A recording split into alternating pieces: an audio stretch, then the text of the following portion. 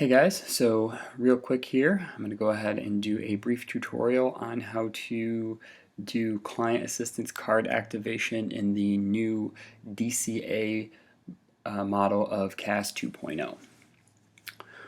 So when you log into CAS, you're going to go ahead and enter your username and password, select login. You're going to hit the My Tools button. And that's going to bring you to our main page here. On our main page, you can go ahead and you can select New Case if you are creating a case, which is usually going to be what you'll be doing, or you can hit Case Search if you are adding or subtracting funds from an existing case. So we'll go ahead, we will hit New Case. This is going to bring you to our Client tab. The Client tab is where we will enter the client's demographics and some other basic information. First and foremost, we have these 3 questions right here on top. These questions here are going to determine what type of assistance we are going to be providing to the client, or if we are providing any sort of assistance at all. Usually that won't be the case. If the debt member is calling the CAC line, we will typically be adding funds to a card. So here we are going to select whether or not the client's home is livable or not livable. For the sake of this training, we will go ahead and select not livable. Does the client have a place to stay tonight? We will go ahead and select no. The client will not be returning home within 48 hours. And then, does the client accept the DCA? Does the client accept the direct client assistance that we will be providing to them? As I said, if anybody is calling the CAC line, we will typically be issuing funds, so we will say yes, the client does accept the direct client assistance we will be providing to them. The only time that this would probably have a no to it would be if the client did not need financial assistance, but they needed some sort of referrals or resources other than a CAC card. So referrals to some of our partnering agencies maybe. We're going to go ahead and we're going to enter the client's name, their address, and their zip code here. When you enter the zip code, it's going to go ahead and populate the city, county, and state for us. Next, we're going to go ahead and we're going to select the client ID type. This is basically telling us that the client is who they say they are. This can usually be a document, or it can be from a person, whether it be a neighbor or a member of the fire or police department. Typically, we have driver's licenses, so we're going to use that as our example. We'll do the state, the last 4 digits of the driver's license, and the expiration dates. Okay. Next, we're going to enter the mobile or primary phone number, an alternate phone number if there is one, or an email address if there is one. In the contact notes here, you would enter any sort of information pertaining to the contact information that you've entered. So if the client's phone was damaged in the event, or if they did not have a phone at all, you would enter the contact information for maybe a neighbor or a family member. Whatever the case may be, you would put in the notes here what the contact numbers were for. Next, we're going to go ahead and we're going to enter the client's date of birth. That's going to automatically populate their age. Gender isn't one that you have to fill out. It doesn't have the little red asterisk to it. It's not going to kick it back if it's not filled out, but these are usually good to select, so that way it gives our caseworkers an idea of who they're speaking with when they call the client. Same goes for these down here. Client condition kind of sets the stage a little bit for our caseworkers. Health services and mental health services, these are services that are contacted by our DAT members on scene if they are immediate needs. So we would go ahead and select that it is needed, and then that will allow our caseworkers to follow up the next day to see if our client had received the health services or disaster mental health services that were needed. Next, we're going to go ahead and we are going to create our event. We are going to select Add Event because it is new. It is a chapter or local event. DR levels are typically going to be 1. Status is open. The event type, we will select fire for this training. It's already populated this information here, including the address. We will select the date of the event.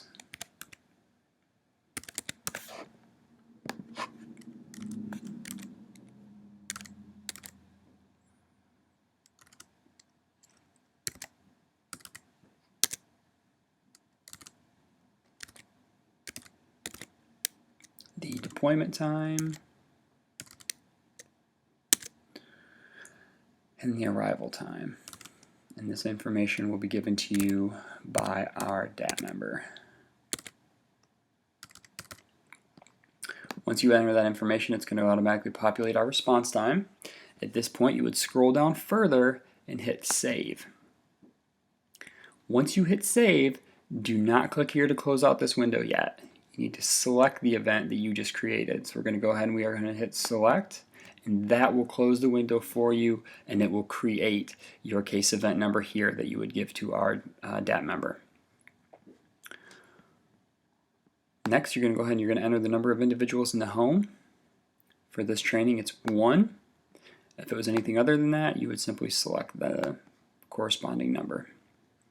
This information here is automatically populated. We're going to scroll down a little bit further. This right here is another one where it doesn't have the red asterisk next to it, so it's not mandatory, but this information here allows our caseworkers to know whether or not they can contact partnering agencies on behalf of our client. So we would go ahead and select General for the most part here.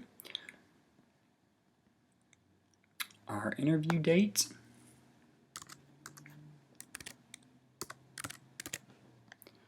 The client consent affirmed, or the interviewer name, that is usually going to be the first DAT responder that you're speaking with.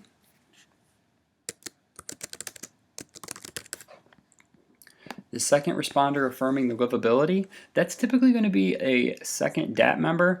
If there is not another DAT member available, it would be a member of the fire department, usually the incident commander. If neither of those are available, it will not let you submit this without having a name in that box. So we would just go ahead and we would put the same name in there. So once we have all this information filled out, we still cannot hit submit. We can, but if we were to hit submit right now, it's going to kick it back to us and saying that some fields have not been correctly entered. So in order to submit this information and save this information that we've entered so far, we actually have to go into the How Affected tab and select the livability verified by, and then whatever the corresponding one would be for your event. So we would go ahead and we would hit 2 Red Cross responders on this one. Even though we used Chad Jones back there twice, we'll just say for the sake of training that it's going to be 2 Red Cross responders verifying the livability. So now we can go ahead, we can hit submit.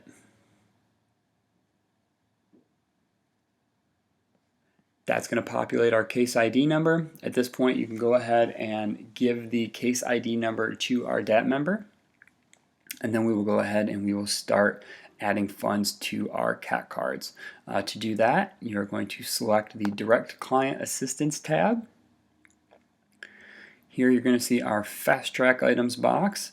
These have our immediate assistance, lodging assistance, supplemental assistance, health, mental health, and RDO exceptions. For the most part, we are just going to be using the immediate assistance and the lodging assistance selections. And we also have our box where our proxy number is going to go. So let's go ahead and let's load it up with some immediate assistance here. So now you would go ahead and you would select whichever one pertains to the case that you're working on. For livable, it is $50 per person in the home. For not livable, it is $125 per person in the home. We would go ahead and we would hit select just once, and you're going to see that it populates back here. So we can go ahead and we can close this window. If there was more than one person in the home, you would change this quantity to however many people were in the home.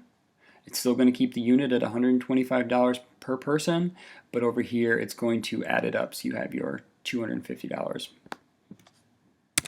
ahead and change that back to 1 just for this training. Next, we're going to go ahead and we are going to load lodging assistance. We are in a Tier 1 region in Eastern North Carolina, so we would select on Saturday through Thursday, you would select lodging Tier 1. On Fridays, you would select Friday Tier 1. So I'm going to go ahead and select lodging Tier 1. And these selections are good for 1 through 4 people. You would hit it 1 time. It goes in increments of 4. So 5 to 9 people, you would go ahead and select 2. And so on and so forth. We're going to go ahead, we're going to put this back to 1 though. At this point here, we have the immediate assistance that we're going to be providing, and we have the lodging assistance that we are going to be providing. We are no longer putting any sort of amount in there for hotels, for potential holds being placed on cards, or deposits, some might call them. This right here is the lodging assistance itself. Now we would go ahead and you would enter your 13-digit proxy number.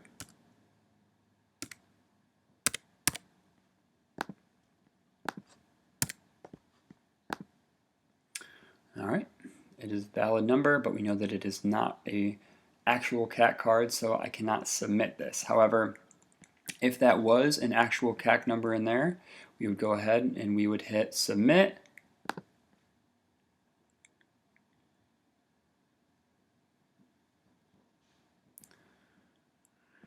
And then up here, it would actually tell you that it was completed.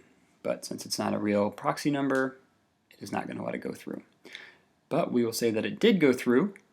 Next, what you're going to do is scroll all the way down here to the bottom of the client tab that it kicks back to you. In the case narrative, we are going to enter what it was. So we have a single family fire. We have 1 person involved. We are no longer putting the amount of damage on there. We will do the card ending in the last 4 digits of the proxy number.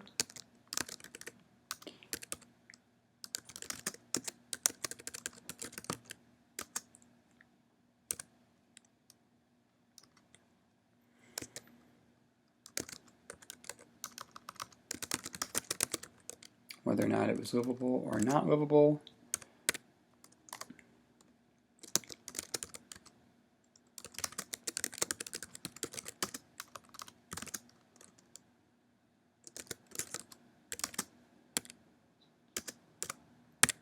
And then what exactly we provided and the responding DAT member.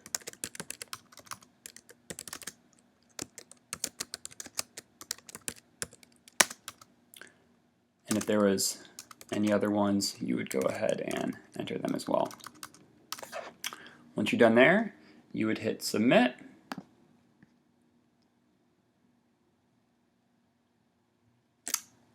And that's it. It's still kicking it back to me because I still have the made up proxy number in there. But that's it.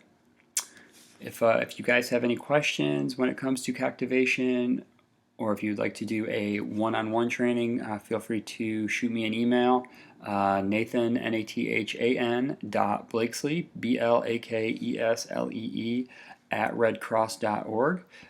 Again, that was nathan.blakesley at redcross.org.